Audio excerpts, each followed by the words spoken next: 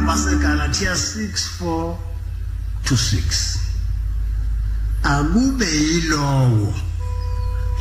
ahlola umsebenzi wakhe khona kuyoba ngokwakhe ungabi ngokomunye ngoba yilowo nalowo uyothwala umthwalo wakhe ufuna nipho komunye umuntu ngizenixabana ufunani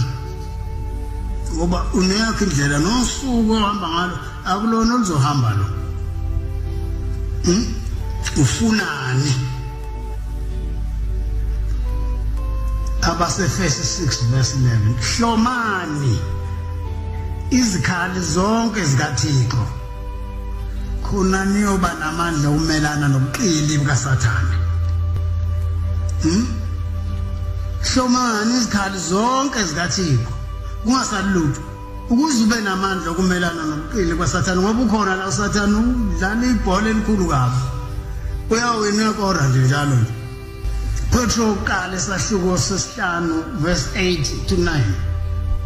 qondani nilinde ngoba uSathane uyahamba njengebhubhe eselibhodlayo elifuna elingase libadle mphikiseni niqine ngokukholwa aniqinile ngani ngokukholwa yini uwe kalula nje wena uwelani kalula uyiNazaretha abase-Efesi 5:11-12 ningahlanganyeli nabanye abantu ekwenzeni izenzo zobumnyama ezingenazithelo kungenana anozidalula ngoba kuyihlazo elikhulu ukukhuluma ngale zinto ezenziwa abantu ebumnyameni amazwi ahlakaniphileyo 6 uqala ku-16 ugcina ku-13 lezi zinto eziyisikhombisa eziyisithupha uJehova uyazizonda yebo-ke eziyisikhombisa ziyisinengiso somphefumulo wakhe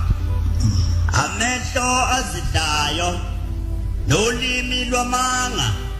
nezandla eziphalaza igazi elingenacala inhliziyo eqamba amacebo amabi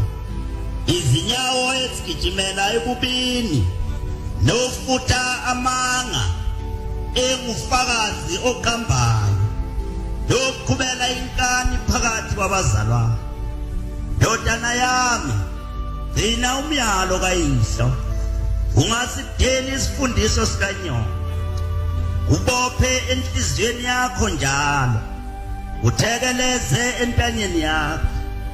nxa uhambayo kokuhola nxa ulalayo kokugcina nxa ukhulumayo kokukhuluma nawe ngokuba umyalo isibani nomthetho uyinkanyiso neziyalo